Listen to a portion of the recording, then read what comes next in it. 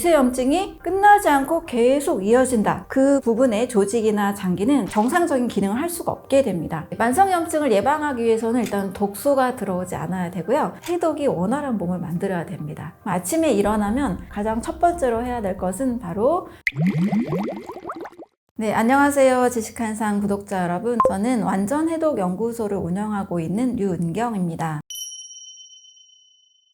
네, 우리가 염증이라는 것을 굉장히 쉽게 접하고 있는데요. 염증이라는 것이 마치 굉장히 우리 몸에 해를 끼치는 것처럼 인식이 되어 있는 것이 사실인데요. 사실 우리 몸은 염증으로 인해서 몸을 지켜주고 있는 굉장히 강력한 생명 시스템이라고 할 수 있습니다. 염증이라는 것은 문제가 생겼을 때 우리 몸에서 이걸 처리하려는 과정으로 굉장히 자연스러운 현상이에요. 근데 문제는 잠깐 일어나서 몸을 지켜주고 끝나면 몸을 다시 원상태로 회복시켜주는 건데 지속적으로 이물질이 우리 몸에 들어오게 돼서 만성적으로 일어나는 것이 문제가 돼요. 전쟁이 쉬지 않고 일어난다. 그럼 살 수가 없잖아요. 정상적인 생활을 할 수 없습니다. 인체도 마찬가지예요. 이 미세염증이 끝나지 않고 계속 이어진다. 그러면 그 속에서 아예 면역의 질서가 계속 깨지게 되고 그 부분의 조직이나 장기는 정상적인 기능을 할 수가 없게 됩니다. 이 만성염증이 오래되면 또 어떤 일이 일어나냐면 바로 암이 됩니다. 그래서 암의 시작은 처음에는 염증으로 시작해요. 그리고 몸 곳곳에 미세염증이 일어나면서 이것이 만성적으로 진행돼서 약 10억 개의 세포가 모였을 때 제1기 종양으로 발견이 됩니다.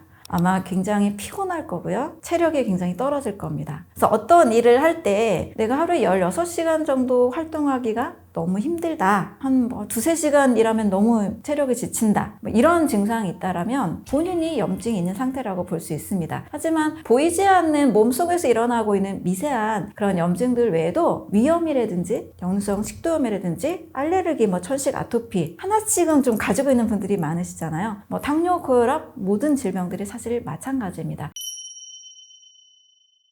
만성염증을 일으키는 원인은 굉장히 다양한데요. 그런데 현대인들이 대부분 역류성 식도염이나 대장염, 크론병, 아토피, 천식 이런 것들에 시달리는 이유는 저는 체내 독소라고 생각을 합니다. 이 독에 대해서 사람들이 포이즌, 사람들이 먹으면 바로 죽는 그런 위험한 물질만 독소라고 생각을 하는데요. 대사사물 찌꺼기가 바로 독소가 됩니다. 우리가 또 음식을 먹으면 잘 소화를 시키고 또 내보내잖아요. 이런 찌꺼기가 생깁니다. 근데 문제는 음식을 섭취했을 때 잘 사용되고 찌꺼기가 좀 많이 안 생기면 좋은데 이 찌꺼기가 생각보다 많이 생기게 돼요. 그리고 이 찌꺼기가 제대로 잘 배출이 안 될 때 문제가 됩니다. 한마디로 과식을 하거나 과음을 하거나 튀긴 음식, 과산화지질을 너무 많이 먹었다거나 이 과자가 들어가는 것이 조금 많이 위험합니다. 우리 몸의 소화 효소는 일정 음식들을 소화할 수 있도록 만들어져 있습니다. 그런데 좋지 않은 음식, 첨가물이 많이 들어간 가공식품, 열량 위주의 음식, 비타민이나 미네랄이나 식이섬유가 없는 이런 음식을 먹게 되면 또 몸에서 이 소화 효소를 굉장히 많이 사용을 하고 또 그 찌꺼기들이 몸에 남게 됩니다. 찌꺼기들 때문에 몸속에서 이걸 내보내는 과정, 해결하려는 과정,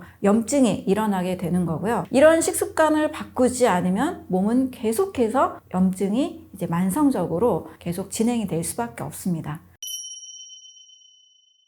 우리 몸의 염증 반응을 일으키는 것은 면역 세포들입니다. 이 면역 세포들이 크게는 백혈구라고 하죠. 이 백혈구는 굉장히 많은 효소를 필요로 합니다. 이 효소를 만들어내는 원료들이 다양한 비타민과 미네랄들입니다. 우리 ACE라고 해서 비타민 A, C, E가 백혈구들을 도와주고 또 면역력을 올려주는 면역 비타민으로 알려져 있습니다. 그리고 다양한 채소와 과일에 들어있는 색깔이 진한 항산화 성분들이에요. 이게 토마토의 라이코펜, 포도의 레스베라트롤, 베타카로틴 이런 영어 복잡한 이름으로 되어 있는데 어찌됐든 식물 영양소, 이 항산화 영양소들이 백혈구들의 면역 작용을 굉장히 도와줍니다. 그런데 심각하게 부족한 영양 성분이 있습니다. 오메가3 지방산을 굉장히 많이 먹는 식습관이 염증을 최소화하는 데 빠르게 도움을 줍니다.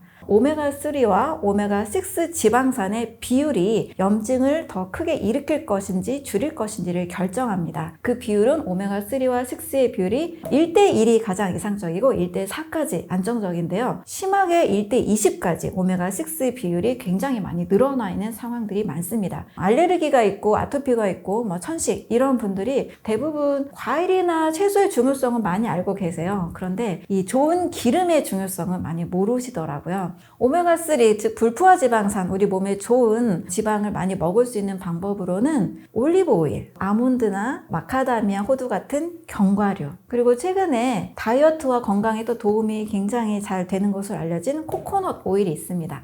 이런 올리브 오일이나 코코넛 오일은 오메가3만 있는 것은 아닌데요. 오메가3, 6, 9 불포화 지방산이 굉장히 균형 있게 잘 잡혀져 있습니다. 그래서 기름 요리를 하실 때는 올리브 오일이나 코코넛 오일을 사용하시고, 또 간식으로는 견과류, 그리고 씨앗류인 아마씨나 치아씨드나 이런 씨앗류 음식을 많이 섭취하시면 우리 체내에 이 염증을 최소화시키고 줄이는 데 큰 도움이 될 수 있습니다. 염증이 많은 분들이 정말 조심해야 되는 음식이 있습니다. 바로 오메가6가 굉장히 많이 있는 음식들인데요. 튀긴 음식입니다. 튀긴 음식 딱 떠오르는 거 굉장히 좋아하는 거 하나 있죠. 네, 치킨이 있죠. 그리고 이제 길에서도 튀김도 팔고 튀김, 핫도그 이런 거 많이 팔잖아요. 이런 기름들은 대부분 이제 콩에서 추출한 기름이 많고요. 또 추출을 하는 과정 중에 굉장히 화학 성분들이 유기용매가 들어가게 됩니다. 그리고 한번 튀기고 그 기름을 버리지 않고 계속 사용하죠. 그러면 이 기름은 계속해서 산화가 일어납니다. 한마디로 과산화지질 덩어리를 먹는 건데요. 이 과산화지질을 먹게 되면 인체는 그것을 전혀 영양소로 인식하지 않습니다. 완전한 독소가 됩니다. 또 방목하지 않은 소, 공장식 축산을 통해서 옥수수 사료를 먹은 이 소들이 상당히 많이 있죠. 고기를 먹었을 때 원산지를 알지 못하는 고기들은 대부분 공장식 축산을 했다고 보시면 됩니다. 근데 옥수수 사료에도 오메가6 지방이 굉장히 많아요. 그래서 소의 고기를 먹으면 100% 단백질이 아니죠. 거기엔 지방이 같이 있습니다. 이 지방의 비율을 보면 오메가3와 6의 비율이 거의 1대100 정도로 굉장히 오메가3가 많습니다. 이런 음식을 많이 먹으면 먹을수록 염증 반응은 심해지고 그 음식들에 오메가6 지방산이 많이 있다고 볼 수가 있습니다. 만성염증을 예방하기 위해서는 일단 독소가 들어오지 않아야 되고요. 해독이 원활한 몸을 만들어야 됩니다. 아침에 일어나면 가장 중요한 거, 가장 첫 번째로 해야 될 것은 바로 수분 섭취입니다. 저도 아침에 일어나서 미지근한 물 한 잔 꼭 마시라고 말씀을 드리는데요. 밤새 우리 몸이 쉬었잖아요. 오랜 시간 동안 수분이 공급되지 않았기 때문에 예비적인 그런 탈수 현상 상태라고 할 수 있습니다. 그래서 아침에 일어나서 물 한 잔 마시면 이 물을 통해서 굉장한 해독 작용이 일어나게 되는 거죠. 또 아침에는 수분이 90%인 과일을 섭취하시게 되면 만성염증을 예방할 수 있는 다양한 식물 영양소와 다양한 비타민, 미네랄도 함께 섭취할 수가 있습니다. 그래서 아침에 물과 과일 먹는 습관, 첫 번째로 제일 중요하다고 할 수 있습니다. 그런데 이 물을 식사 중에 드시게 되면 오히려 소화에 방해가 되고 염증에 도움이 되지 않습니다. 왜냐하면 물을 마시게 되면 소화액이 희석이 됩니다. 소화 효소는 일정량이 나오게 되는데요. 잘 생각해보면 음식과 함께 잘 버무려져야 모든 이 음식들이 효소에 의해서 반응을 일으켜서 영양소로 잘 분해가 될 텐데 이게 희석이 돼버리는 거예요.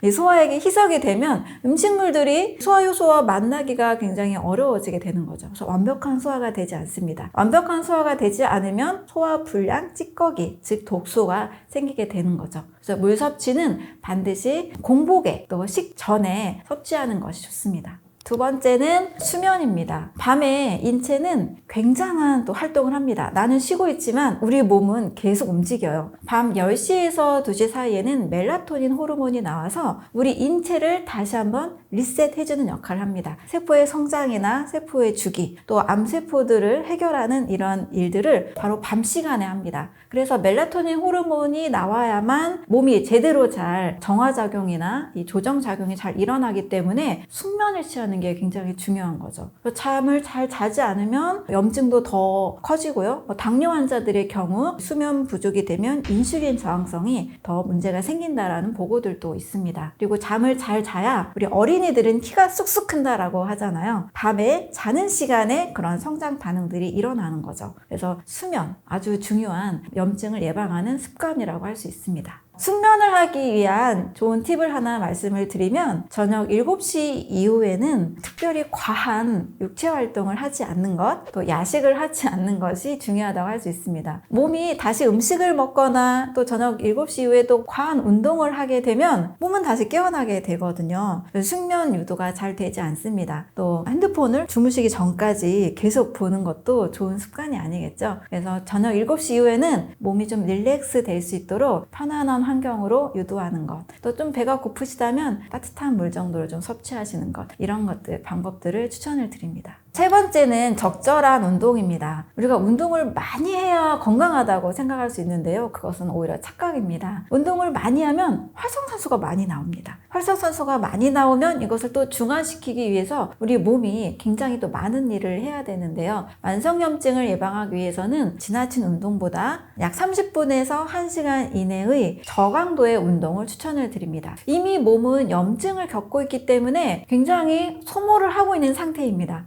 그래서 어느 정도의 이 심폐 기능을 위한 10분에서 20분 정도의 달리기, 그리고 한 20분 정도의 스트레칭. 이 스트레칭은 근육을 부드럽게 해주고 또 림프 순환을 도와주기 때문에 매일 달리기만 하지 마시고 또 웨이트만 하지 마시고 이 스트레칭도 굉장히 중요하다고 할 수 있습니다. 그리고 걷기. 요즘 어싱이 굉장히 유행이잖아요. 우리 몸에 이 전자기를 빼주고 그리고 발의 자극을 통해서 부교감 신경이 활성화가 되기 때문에 염증을 최소화시키는 데도 도움이 됩니다. 그래서 과한 운동보다는 나에게 맞게 한 30분에서 1시간 정도의 적절한 운동을 추천을 드립니다.